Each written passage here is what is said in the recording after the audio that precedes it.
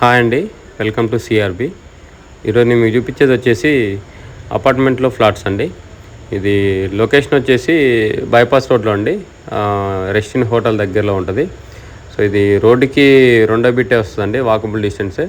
మనకి bypass road నుంచి just ఒక 100 or 150 మీటర్స్ ఉంటుందండి వాకబుల్ డిస్టెన్స్. సో ఇందులో 2 BHK అండ్ 3 BHK ఫ్లాట్స్ ఉన్నాయండి. 2 BHK వచ్చేసి నార్త్ ఫేసింగ్ వస్తుంది, 3 BHK వచ్చేసి ఈస్ట్ ఫేసింగ్, నార్త్ ఫేసింగ్ కూడా ఉంటుంది ఎంట్రన్స్. ఈ అపార్ట్మెంట్ బిల్డింగ్కి ఈశాన్యం వీధి పోటు ఉంటుందండి. సో ఈశాన్యం వీధి పోటు ఉంటే చాలా మంచిదని వాస్తు నమ్మే వాళ్ళు నమ్ముతారండి. సో ఇది టోటల్ 5 ఫ్లోర్స్ అండి. ఈచ్ ఫ్లోర్కి వచ్చేసి ఒక 1 BHK, ఒక 2 BHK ఉంటుందండి, రెండు ఫ్లాట్స్.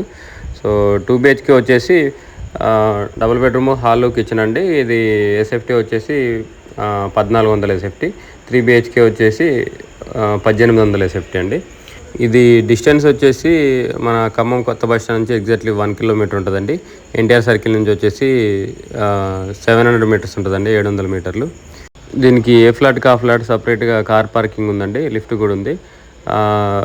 2 BHKలో 2 బెడ్రూమ్స్ కూడా అటాచ్డ్ వాష్రూమ్ ఉందండి. 3 BHKలో ఏమో 2 బెడ్రూమ్స్కి అటాచ్డ్ వాష్రూమ్ ఉంది. చిన్న గెస్ట్ రూమ్ టైప్లో ఉంటుంది 3 BHKలో, దానికి లేదు.